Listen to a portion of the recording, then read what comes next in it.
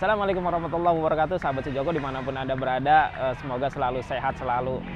Nah, jadi buat teman-teman nih, namanya cemas atau khawatir itu ya memang harus tetap dimiliki oleh setiap kita gitu lah. Karena dengan cemas, dengan khawatir itu bisa menyelamatkan kita dari misalkan ada musibah yang akan mendekat atau ada sesuatu yang membahayakan yang akan mendekat, kita harus punya cemas untuk menghindarinya. Jadi tetap harus ada perasaan cemas itu. Tapi yang jadi masalah itu kalau rasa cemasnya udah berlebihan pada sesuatu yang nggak membahayakan, kita cemas, dikit-dikit panik, dikit-dikit takut mati dan sebagainya. Ini udah merugikan kita, membuat kita tidak produktif, membuat hidup kita tersiksa gitu loh pada hal-hal yang memang tidak membahayakan diri kita.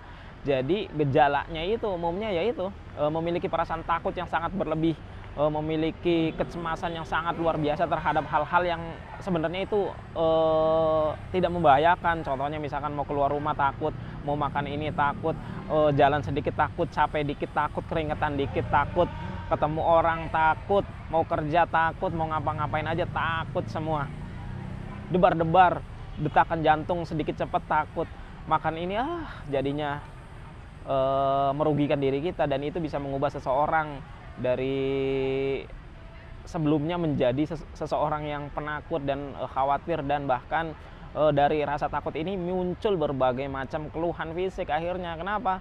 Karena cemas itu kan menimbulkan asam lambung tinggi. Oleh karenanya orang anxiety itu pasti memiliki gangguan lambung juga, entah itu mah atau itu kembung atau itu begah atau memiliki gangguan di area jantung juga, akhirnya detakan jantung nggak beraturan.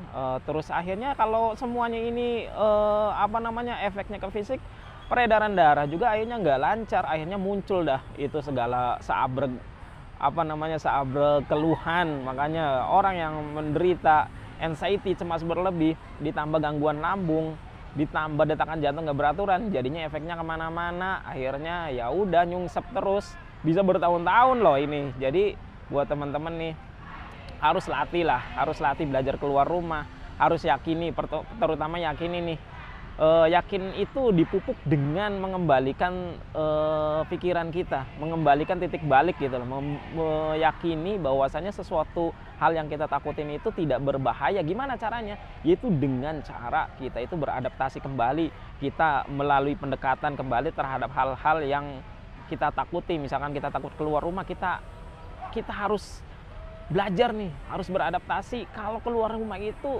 tidak akan membuat apa-apa kita, tidak akan membahayakan diri kita. Teman-teman itu harus begitu, harus dicoba, harus diadaptasikan. Kalau nggak gitu teman-teman selamanya akan takut. Nanti ketemu saya di jalan bukannya nyapa malah takut lagi. Jadi ini buat teman-teman harus berupaya memiliki tekad yang kuat gitu loh, untuk melawan rasa takut yang nggak wajar gitu. Mau makan ini, mau makan Indomie takut, padahal tubuh kita sehat-sehat aja, cuman gara-gara kita takut berlebih, akhirnya makan Indomie bikin kumat, bikin debar-debar, bikin nggak bisa nafas. Kan aneh. Anak-anak kecil makan Indomie biasa aja, kita malah jadinya sekarat gitu loh, harus dibawa ke UGD. Aduh, ya nggak apa-apa, itu awal. Oke lah, yang masih tinggi alami gangguan GERD ataupun anxiety-nya pasti ngalamin ya ini. Selanjutnya ya lakukan tuh adaptasi terus-terus sampai nanti tuh muncul keyakinan, oh ternyata nggak apa-apa ya.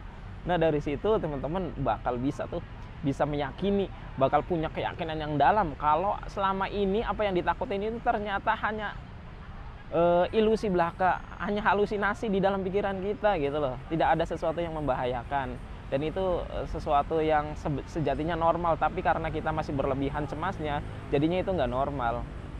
Nah enaknya bahas apa lagi nih buat teman-teman tuh yakin kalau teman-teman tuh sehat gitu, bukan sakit gitu. Ya tulis kolom komentar, saya tunggu nih, serius saya tunggu.